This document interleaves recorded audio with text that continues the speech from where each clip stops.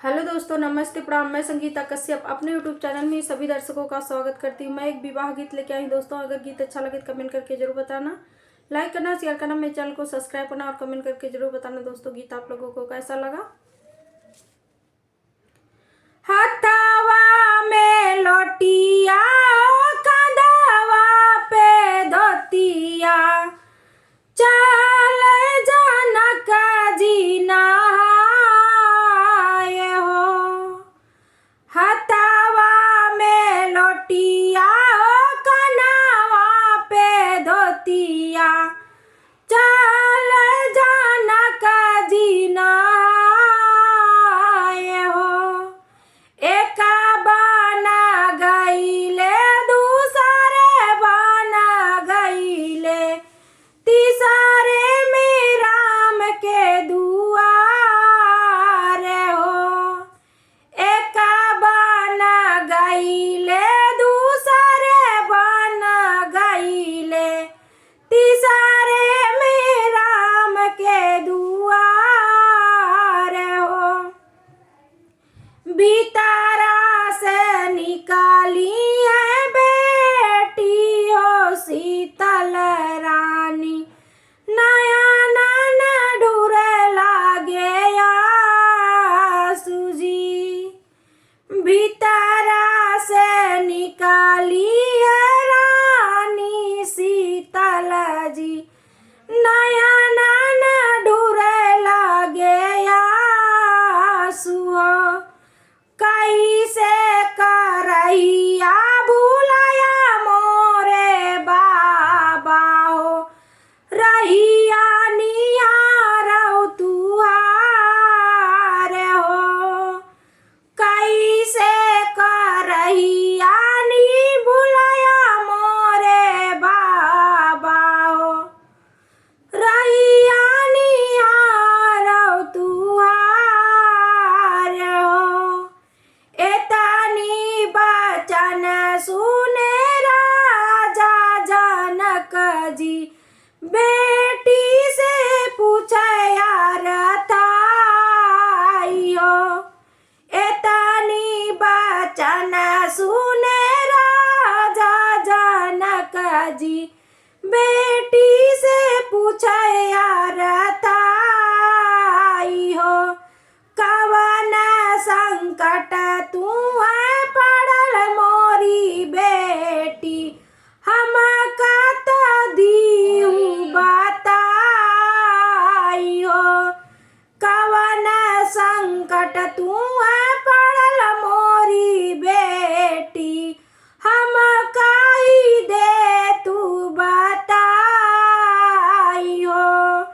सासुता मोरे बाबा बड़ा दुख दियाली, धोबिया लगवाया पजास हो।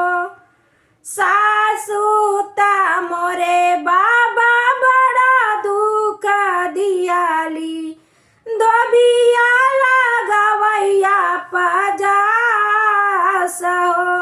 हम नाही रहबै बाबा अवध के देशवा, हम से सहल नाही जाय हो।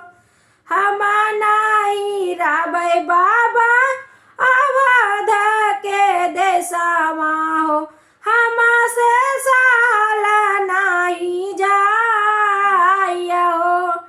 एतनी बचन जब सुने जनक जी, झपटी मालिया में जाइयो। एतनी बचन जब सुनले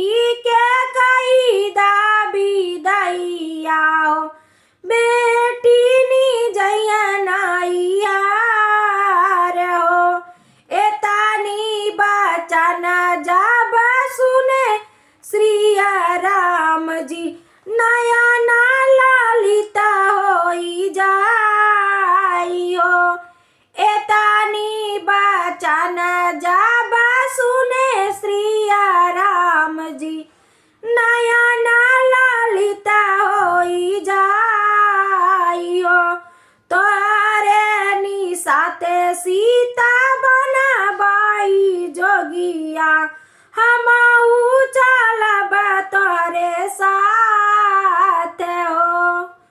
तुहरे नी साथे सीता बनब हम जोगिया हमहू न चलब तोरे साथ हो।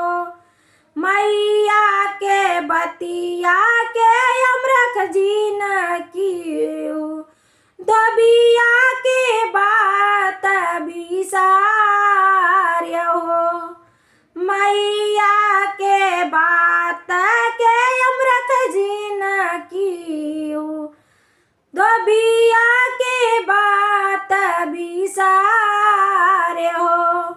हमारे गलतिया के क्षमा तू ही दियालू मन से लगायू नहीं बात हो। हमारो गलतिया के क्षमा तू ही कैलू मन से लगायू नहीं बात हो। एतनी बचन जब सुनाली शीतल जी राम से बोली बड़ी जोर हो। एतनी बचन जब सुना सीता जी हो राम से बोली बड़ी जोर हो। मैया ता मोरे स्वामी दियाली जाना मावा बाबा भी आए राजवार हो। मैया ता मोरे स्वामी दियाली जाना मावा हो बाबा भी आए राजवार हो। विधाना जे लिखे स्वामी कवाना करमावा सुखवा साल नाही जाई हो। विधाना जे लिखे स्वामी का